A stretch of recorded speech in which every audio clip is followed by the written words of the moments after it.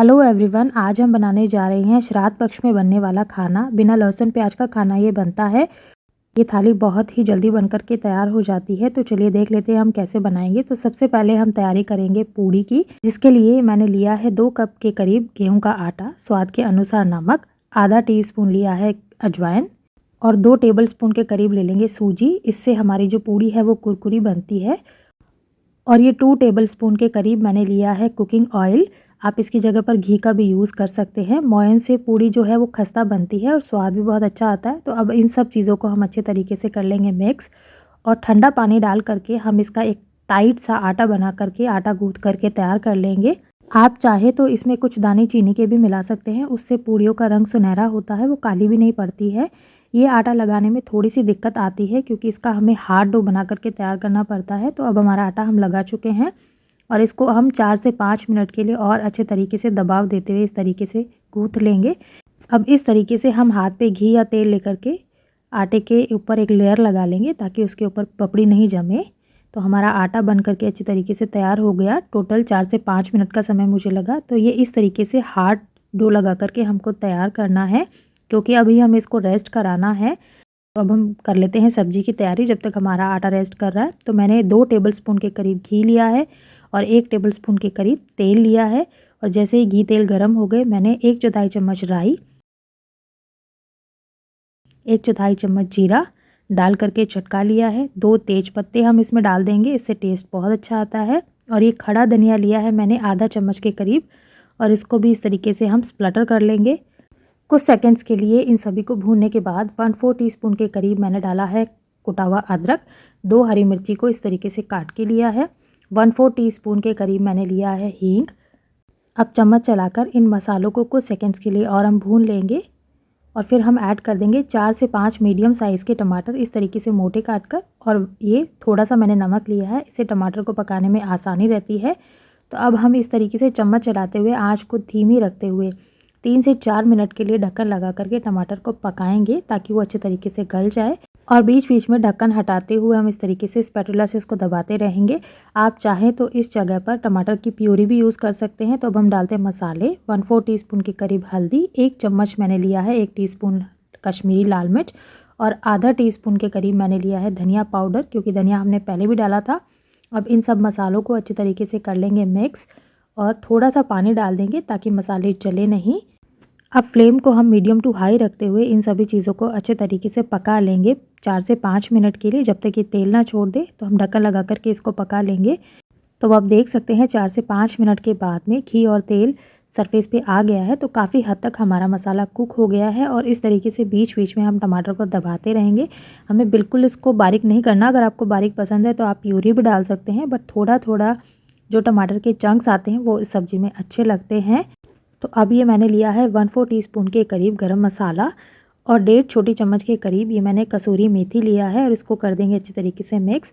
गरम मसाले का और कसूरी मेथी का फ्लेवर इस सब्ज़ी में बहुत अच्छा आता है, क्योंकि हम लहसुन प्याज दोनों ही यूज़ नहीं कर रहे हैं। तो अब ढक्कन लगा करके 1-2 मिनट के लिए इन सभी मसालों को फिर से पका लेंगे। तो जैसे ही तेल अच्छे तरीके से रिलीज़ हो गया, तो मैंने यहाँ पर ऐड किया है 1 मीडियम साइज़ का आलू, जिसको मैंने पहले बॉईल कर लिया था और इस तरीके से मैश कर लिया था।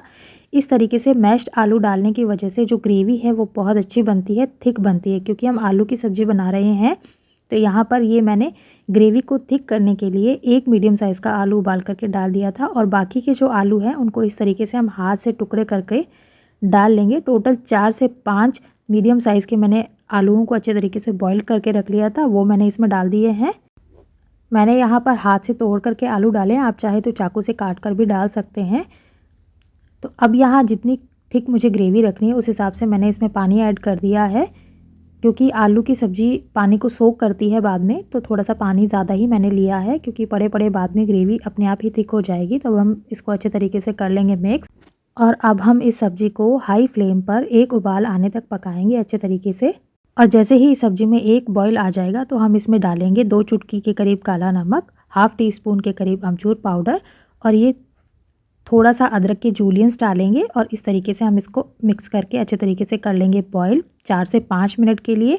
कच्चे अदरक का और काले नमक का टेस्ट इस सब्ज़ी में बहुत अच्छा आता है, आप ज़रूर से डालिएगा।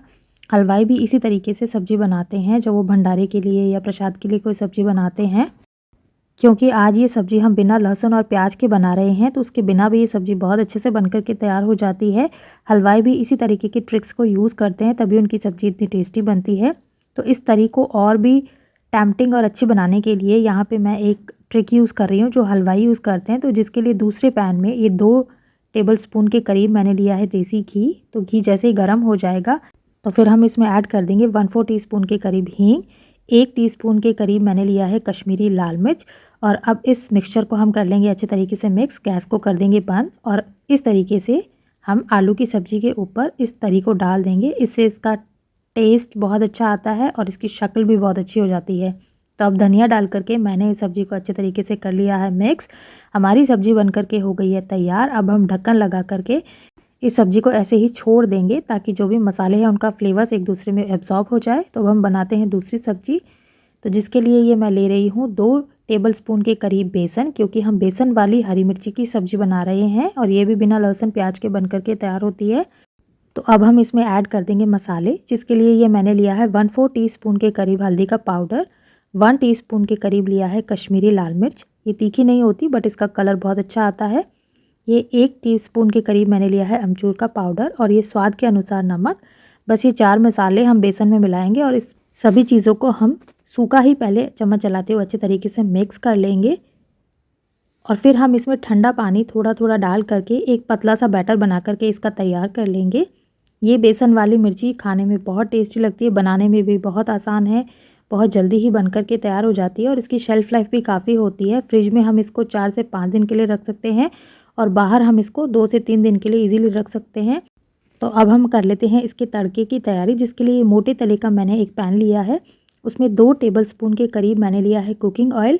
आप सरसों का तेल भी यूज़ कर सकते हैं, उसमें भी ये सब्ज़ी बहुत अच्छे तरीके से बन करके तैयार हो जाती है। तो जैसे ही तेल गर्म हो जाएगा तो 1/4 टीस्पून के करीब मैंने ली है राई। राई को चटकने में देर लगती है, तो जैसे ही राई चटक जाएगी ये 1/4 टीस्पून के करीब कलौंजी, उतना ही जीरा और उतना ही मैंने सौंफ लेकर के इन मसालों को हम थोड़ा सा चम्मच चलाते हुए अच्छे तरीके से भून लेंगे।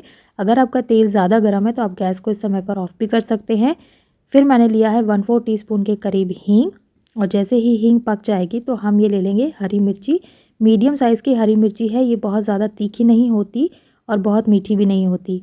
तो इस तरीके से हम सभी मसालों के साथ में हरी मिर्ची को आँच को धीमा रखते हुए 1 से 2 मिनट के लिए चम्मच चलाते हुए फ्राई कर लेंगे। और फिर इसमें ऐड कर देंगे थोड़ा सा हल्दी का पाउडर और थोड़ा सा नमक, क्योंकि हमने बैटर में भी हल्दी और नमक मिलाया हुआ है तो बहुत कम ही क्वांटिटी हम यूज़ करेंगे। इससे मिर्ची का कलर बहुत अच्छा आ जाता है और मिर्ची के अंदर भी हल्दी और नमक का एक फ्लेवर आ जाता है, तो बहुत कम क्वांटिटीज़ में हम मसाले यूज़ करेंगे। और फिर ये मैंने 1/4 टीस्पून के करीब कश्मीरी लाल मिर्च और आधा चम्मच के करीब धनिया का पाउडर मैंने डाला है। धनिया का पाउडर इस सब्ज़ी में बहुत अच्छा लगता है, आप ज़रूर से ऐड कीजिएगा। फिर ये मैंने जो बेसन का बैटर बना करके तैयार किया था उसको ऐड कर दिया है। अब इसको अच्छे तरीके से पकने तक 2 से 3 मिनट के लिए चम्मच चलाते हुए हम लगातार पकाएंगे। 2 से 3 मिनट के बाद ये जो हमारा मसाला है वो तेल को छोड़ देगा। यहाँ पर मैंने कश्मीरी लाल मिर्च का यूज़ करा है, आप चाहे तो स्किप भी कर सकते हैं। तो हमारी दूसरी सब्ज़ी भी बन करके हो गई है तैयार। तो अब हम बनाएंगे पूड़ियाँ। आटा अच्छे तरीके से सेट हो चुका है। इस तरीके से हम थोड़ा थोड़ा पोर्शन लेकर के अच्छे तरीके से इसके पेड़े बना लेंगे और बेल लेंगे हमारी पूड़ी, जिस साइज़ की भी आपको पूड़ी बनानी है। तो थोड़ा सा मैंने सरफेस के ऊपर तेल ले लिया है और इसको अच्छे तरीके से फैला लेंगे, इससे हमारी पूड़ी चिपकती नहीं है और बेलने में इसको आसानी रहती है।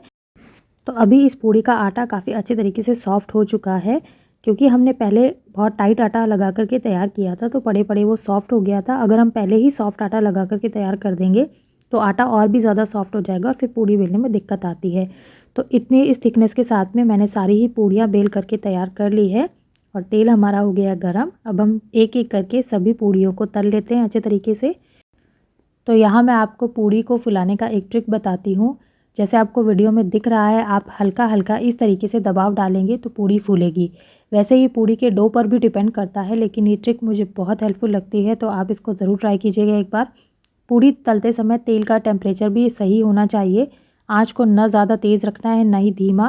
तेल मीडियम हॉट होना चाहिए और जो पूड़ी का डो होता है वो भी बहुत ज़्यादा गीला नहीं होना चाहिए, अदरवाइज़ पूड़ियाँ तेल को सोखने लग जाएंगी और वो बिल्कुल भी अच्छी नहीं बनेंगी। तो इसीलिए कहते हैं कि पूड़ी का आटा थोड़ा टाइट होना चाहिए। तो इस तरीके से हम सारी ही पूड़ियों को अच्छे तरीके से फ्राई कर लेंगे।